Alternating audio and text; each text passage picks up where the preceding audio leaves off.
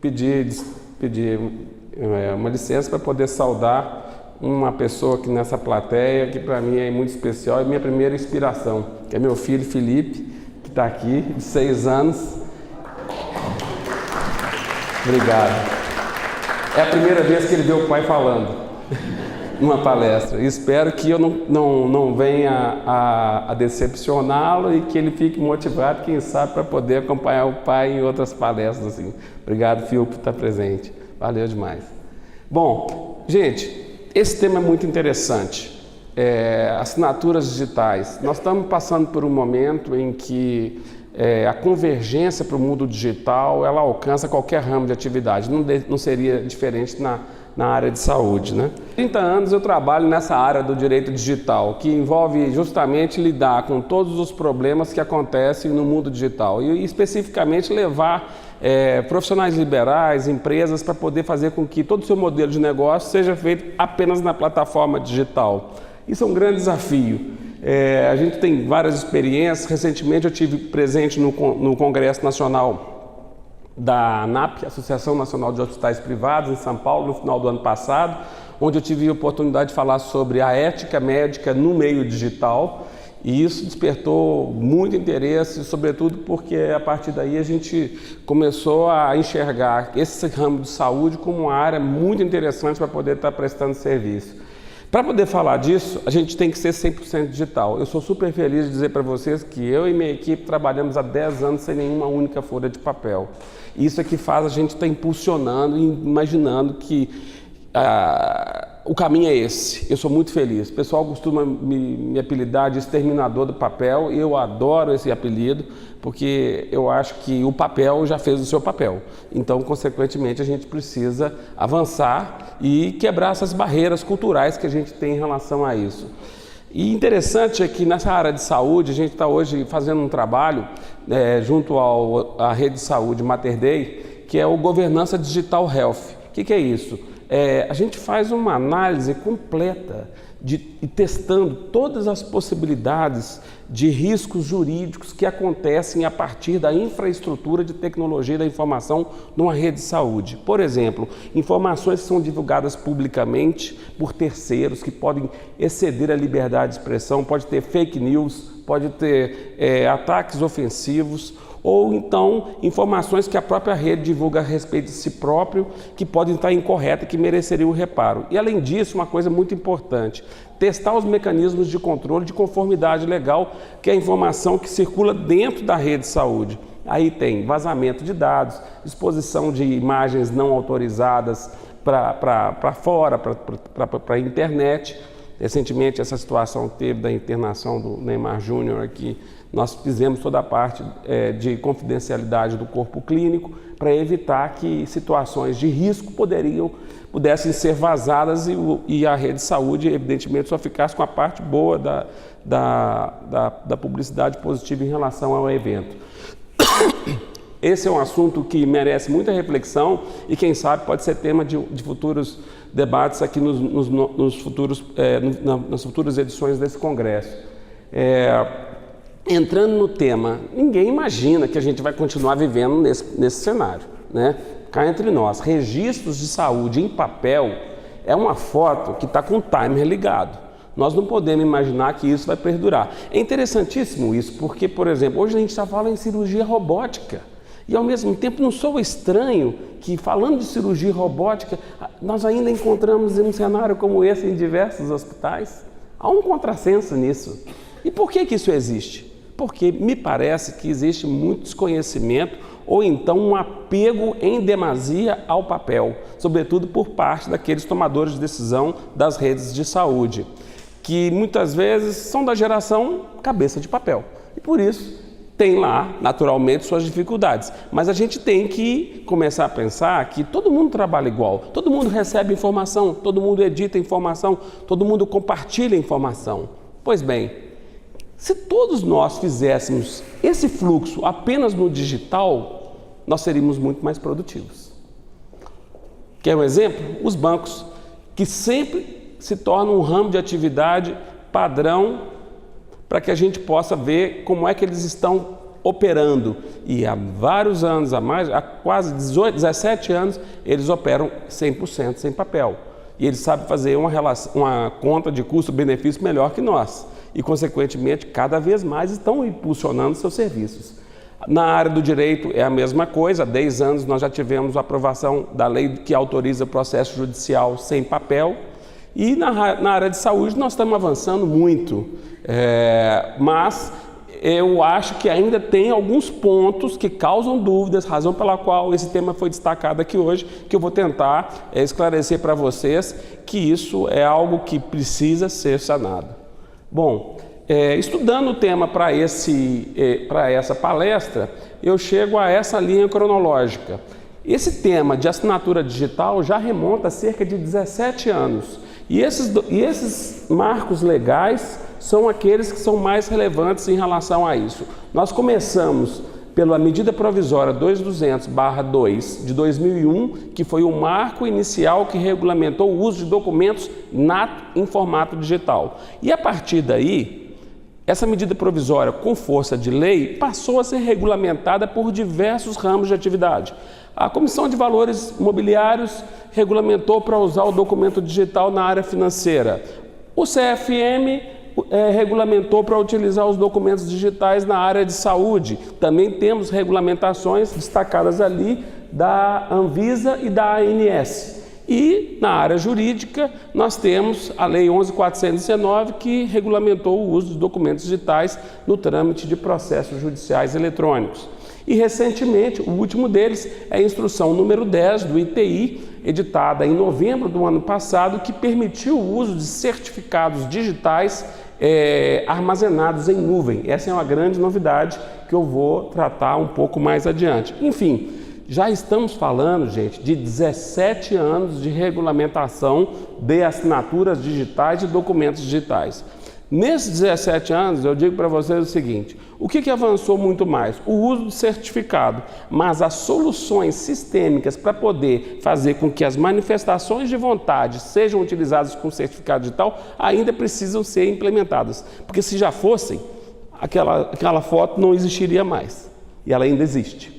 Então nós temos que separar, quando vamos falar desse assunto, de 3 categorias: documentos que nascem papel e permanecem com papel, documentos que nascem papel e são convertidos para o digital, e documentos que são natos em formato digital. Se a gente identificar bem essas 3 categorias, nós vamos saber em que situação que a gente vai empregar as assinaturas digitais.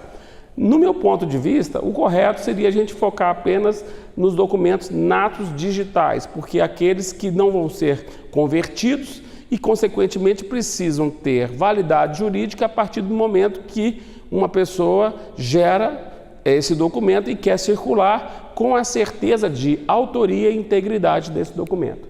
Pois bem, esse conceito todo, como eu disse, nasce na medida provisória 2200, artigo 10º, e eu quero destacar logo de cara o seguinte: no artigo 10º existe taxativamente que um documento nato digital, para ser válido, ele necessariamente não precisa ser usado com certificado digital.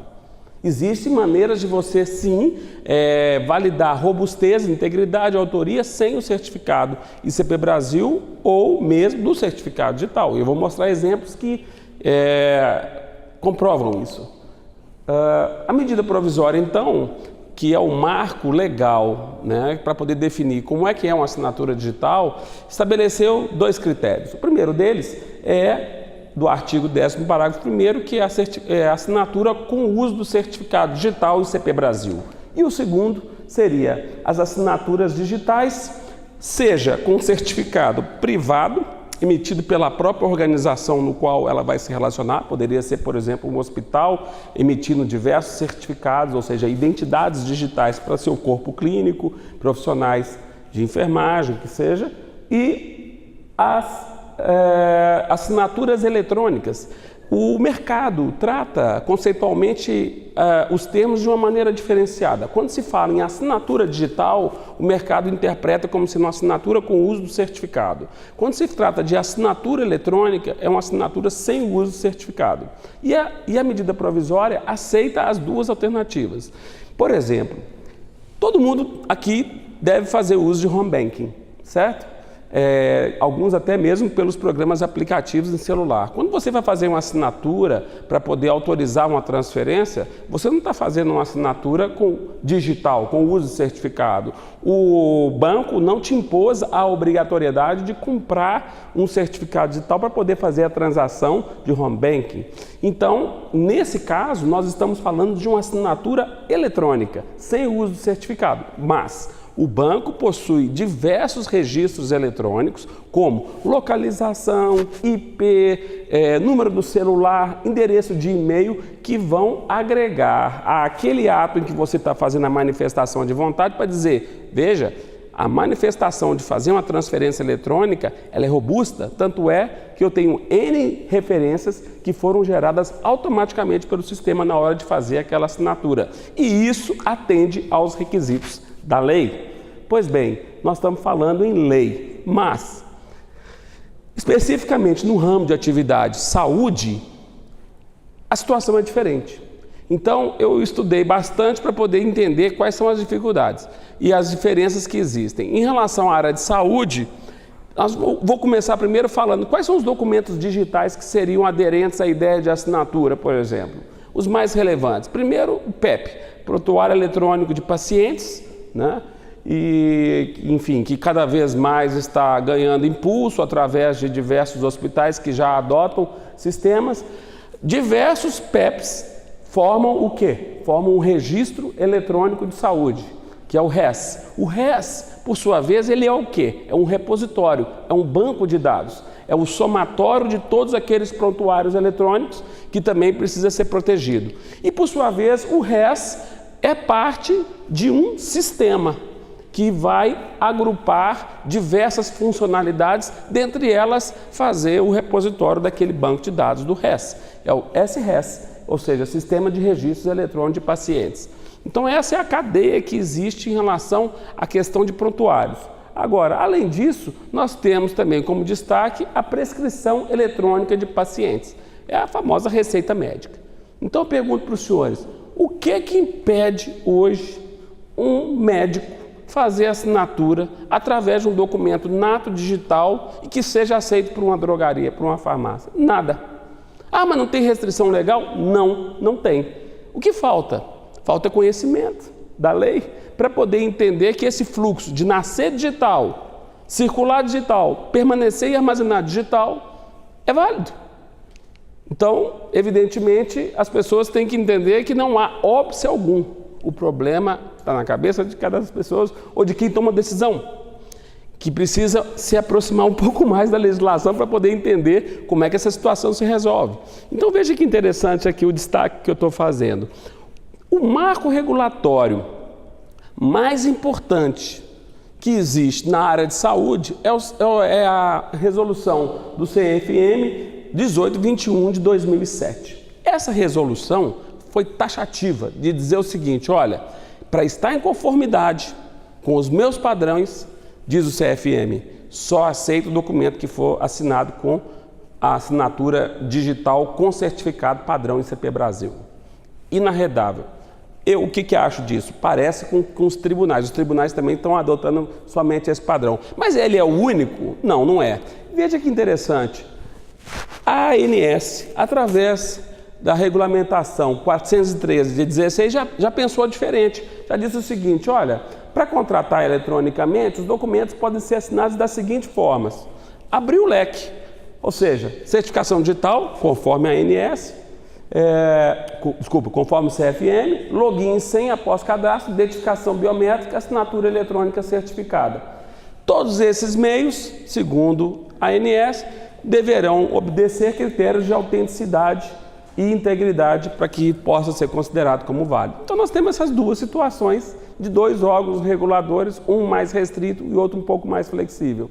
Para o CFM, então, que segue aquela linha do certificado digital padrão ICP Brasil, até surgiu a CRM digital e eu estou reparando no mercado que os hospitais estão obrigando ao corpo clínico a dizer o seguinte, olha, se você vier trabalhar comigo, você vai ter que ter um certificado digital. Antes, o hospital muitas vezes investia muito dinheiro na compra do certificado e achava que estava jogando dinheiro no ralo, porque com a rotatividade do corpo clínico isso acabava perdendo a eficiência. Hoje isso já passou a ser uma exigência muitas vezes para o médico entrar para trabalhar dentro do hospital, que exige porque usa o sistema de prontuário eletrônico para pacientes. E a situação vai avançando. Então veja bem, durante 10 anos fui presidente da Comissão de Tecnologia da Informação do Conselho Federal da OAB lá em Brasília. E nesse período a gente criou uma identidade muito parecida com aquela, só que para o advogado. Eu estou falando de aproximadamente 13 anos atrás. O padrão máximo de tecnologia para aquela época era você ter um cartão com chip. Isso hoje já está ultrapassado. Então, na época tinha um leitor de chip, etc. Hoje o critério que eu uso é isso aqui. Então, eu sou usuário, como todos são, de dispositivos móveis de comunicação, iPhone, Android, etc. E hoje meu certificado já está dentro do meu celular. Então hoje, quando eu vou assinar um contrato, etc., eu assino com o touch da minha digital e assino digitalmente no padrão ICP Brasil. Então todo o fluxo hoje que gera de propostas, de contratos, etc., é tudo a partir do digital, do certificado digital armazenado no celular ou no tablet, e a equipe toda trabalha. Então existe, por exemplo, sistemas que são plataformas digitais. Eu sou consultor da CertSign, que é uma da maior da América Latina. Eles desenvolveram uma plataforma em que você tem um rastreamento completo dos documentos, desde quando ele é gerado. A pessoa que vai ter que coletar a assinatura é alertada através de um e-mail ou de um SMS que seja. Ela recebe isso, clica um link, entra dentro desse portal, assina e o documento então está efetivamente celebrado. E para assinar não precisa ter exclusivamente certificado digital. Por quê? Porque no momento que você assina, o sistema já captura a latitude e longitude onde você está, o seu telefone, o seu e-mail. Isso tudo a gente chama de metadados. Metadados são dados sobre dados. Ou seja, quando a gente tira uma foto do celular, o sistema de celular ele já gera vários metadados. O dia, a hora, a graduação de entrada de luz, o aparelho que tirou aquela foto, isso são os metadados. Da mesma maneira, na hora que você faz a assinatura eletrônica, mesmo sem certificado, esses metadados todos são capturados e eles é que dão robustez. A novidade agora, como eu estava dizendo, é que antigamente o médico tinha um certificado digital, colocava dentro do jaleco, ia para casa, voltava no dia seguinte, esquecia o bendito do certificado digital lá. E aí o certificado perdia, etc. Então, o ITI, que é o órgão regulador de assinaturas digitais, certificados digitais do Brasil, aprovou no final do ano passado a instrução normativa número 10, que permitiu a utilização do prestador de serviço de confiança. O que é isso? É um terceiro que faz com que o hospital não tenha que investir em infraestrutura para isso e simplesmente armazena todos os certificados em nuvem. Então o certificado ele é ativo, válido, fica armazenado em nuvem e do mesmo jeito que vocês hoje usam o gerador de um token para poder ativar o sistema de home bank, vai ter o gerador de token para poder ativar o sistema do hospital para poder fazer a assinatura digital dos receituários, do prontuário eletrônico de pacientes, etc. Tal. Ou seja, é um outro gerador de aquela sequência de token que vai validar qualquer manifestação de vontade.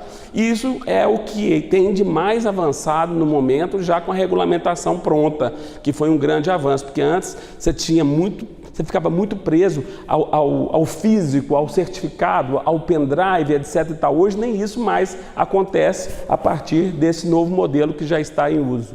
Bom, e falando um pouco para que vocês possam entender, quando a assinatura ela é eletrônica, sem o certificado digital, por que ela é robusta? Por que ela é íntegra? Por que ela pode ser válida? Porque é possível, por exemplo, determinados sistemas capturar dados biométricos da assinatura, vínculo no documento com a assinatura, carimbo do tempo, geolocalização, imagens do usuário, documentos do usuário, validação biométrica em tempo real. Veja a quantidade de elementos, são pelo menos 11 que existem, que o sistema pode gerar. E aí o que acontece? Bom, se eu tenho esse arranjo de metadados, esse volume de informação a partir de um documento digital, a prova é muito robusta. Se alguém quiser dizer que esse documento não é válido, vai ter que enfrentar uma perícia de incidente de falsidade e vai ter que derrubar pelo menos 7 ou 8 elementos que foram capturados naquele momento em que o documento digital foi assinado. Então, será que alguém está disposto a pagar para poder ainda ter dúvida se vai conseguir ou não quebrar a validade de um determinado documento? Eu estou mostrando isso para poder dizer o seguinte: não existe uma bala de prata que possa falar assim, só é esse método que faz assinatura digital. Não, existem várias alternativas e a gente tem que ver qual que é aquela melhor que se adapte numa relação de custo-benefício. O juiz, se tiver que analisar uma questão jurídica a respeito de um documento assinado digitalmente, o que ele vai fazer? Ele vai ter que analisar todas as provas e ele vai ter que formar o convencimento dele para saber se a prova foi manipulada sem deixar vestígio ou não. Então, não significa dizer que, mesmo que um prontuário eletrônico médico tenha sido assinado sem a conformidade do CFM, mas de outra maneira que ainda assim deixe uma prova robusta, o juiz não vai ter que assinar, não vai ter que avaliar, melhor dizendo, na hora que tiver que fazer a análise da prova. Então, a convicção do magistrado, ela pode ser tanto por um documento assinado digitalmente com certificado ou por assinaturas eletrônicas, que, ao meu ver, podem ser utilizadas para qualquer situação, seja de prescrição ou mesmo do prontuário eletrônico, embora muitos defendam que o prontuário eletrônico não, porque existe a regulamentação do CFM e ninguém quer enfrentar essa regulamentação específica do ramo de atividade de saúde. Pois bem, gente, era mais ou menos esse o recado que eu queria passar para vocês e frisar o seguinte: a questão de utilização de assinaturas digitais na área de saúde não é uma barreira jurídica, é uma barreira cultural. Será que a gente pode começar a mudar esse jogo? Obrigado.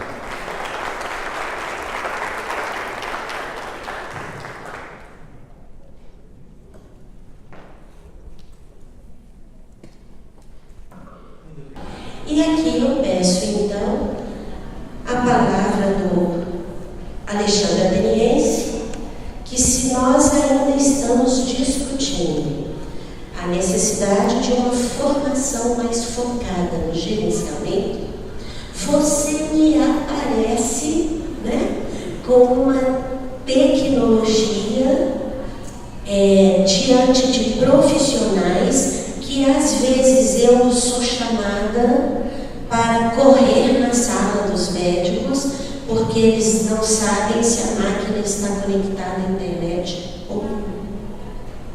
Às vezes atrasa-se consultas, a máquina desconectada, a máquina não está funcionando, troca a máquina, chega lá, ele empurrou a cadeira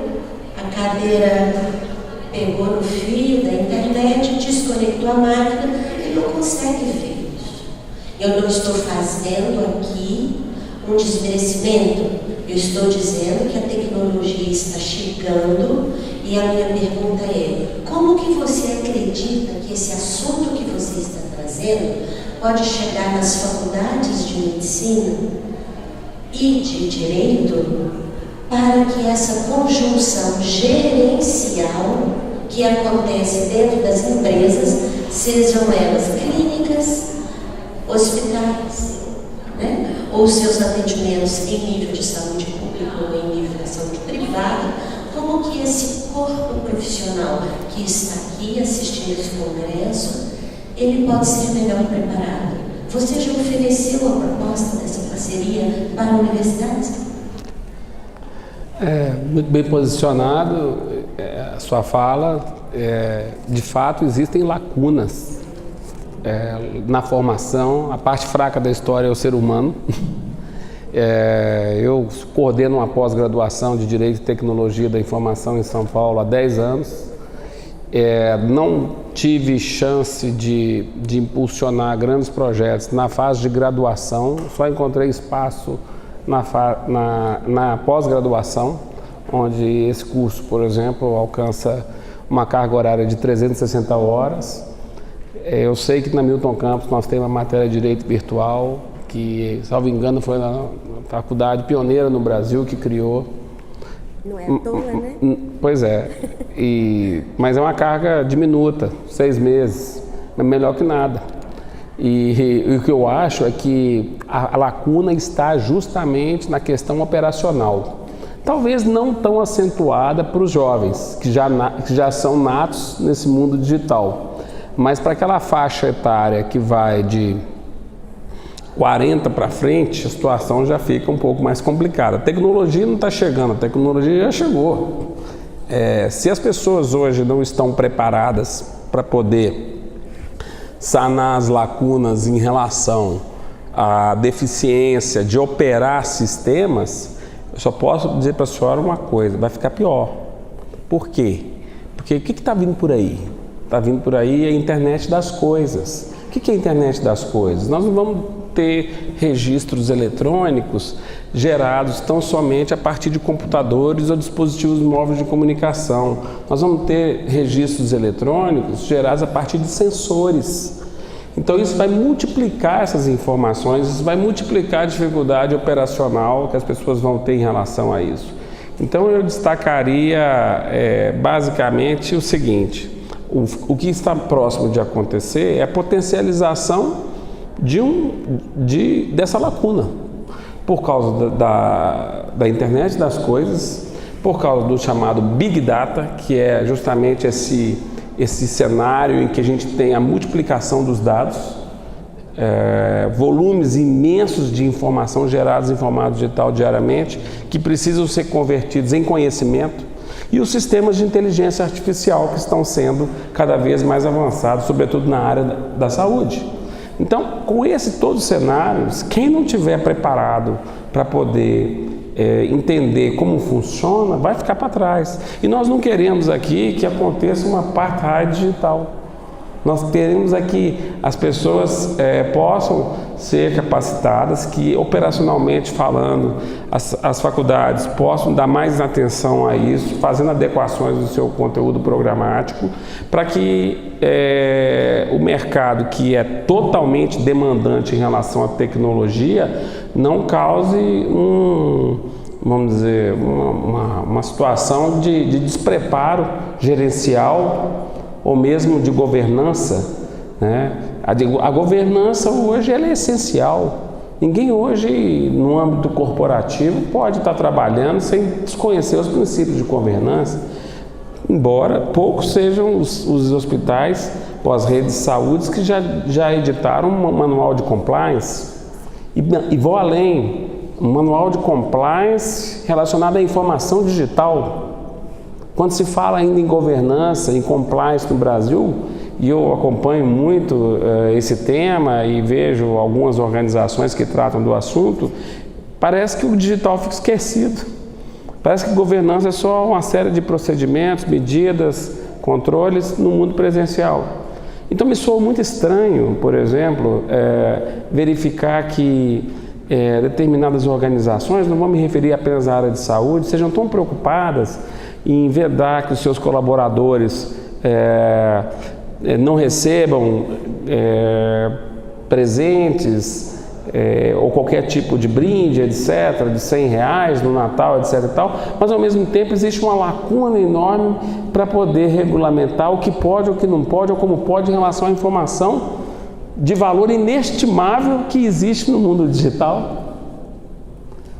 Então é algo que essa conduta ética, ela precisa ser repensada, sobretudo porque hoje nós estamos num mundo de grupos de WhatsApp, de médicos, o Dr. Google é uma realidade, todo mundo checa referências, e que bom que eu pude saber aqui que a resolução do CFM, depois de 11 anos, vai ser revisada, porque 11 anos em termos de tecnologia é muita coisa, muito mudou, o mundo mudou em 11 anos e a grande dificuldade que a gente tem em termos de regulamentação é que a regulamentação sempre corre atrás da tecnologia.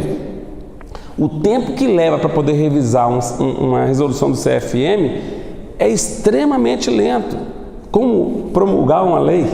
Em compensação, a tecnologia avança de uma maneira tão avassaladora que nós nunca vamos imaginar que ela vai estar cada vez mais sendo totalmente regulamentada. Então, volto a dizer, tudo isso de tecnologia é muito bom, muito bacana, nós não temos como fugir disso, mas existe a lacuna em termos de capacitação das pessoas. Tudo isso que a gente precisa colocar em prática, se não houver uma formalização adequada do corpo clínico, da parte toda envolvendo atendimento, etc., quanto ao operacional, vai haver uma situação que as pessoas vão dizer assim: poxa, mas eu não sabia que eu tinha que fazer isso, ninguém me avisou, não tem uma norma escrita, etc. e tal. Então, a capacitação que talvez esteja faltando no ambiente universitário, certamente deverá ser suprido através da capacitação que vai ser exercida dentro do ambiente das redes de saúde, porque talvez ali encontre um terreno mais fértil para poder fazer com que essa lacuna seja suprida. É o que eu imagino. E se vocês observarem, aqui hoje a gente teve o privilégio de ter o Felipe. Que bom que o Felipe está aqui. A cada corrida que o Felipe fez de lá para cá, quem está conduzindo a máquina ficou apavorado. Se o Felipe ia encostar na máquina, mexer na máquina, atrapalhar a filmagem ou não. Então, Felipe, muito obrigado por você estar aqui, porque você representa o que significa o gerenciamento.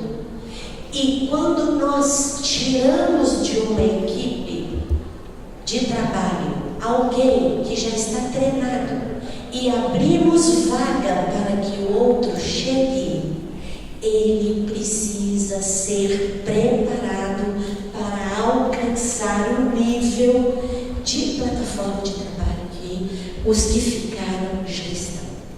Esse trabalho só a pedagogia dá conta.